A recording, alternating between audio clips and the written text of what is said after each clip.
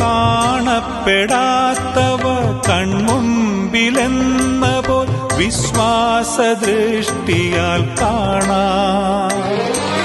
പ്രത്യാശയോടെ കാത്തിരുന്നീടുകിൽ ഉത്തരം നൽകിയിടും ദൈവം. പ്രത്യാശയോടെ കാത്തിരുന്നീടുകിൽ ഉത്തരം നൽകിയിടും ദൈവം. പ്രാർത്ഥന കേട്ടിടും തീർച്ച.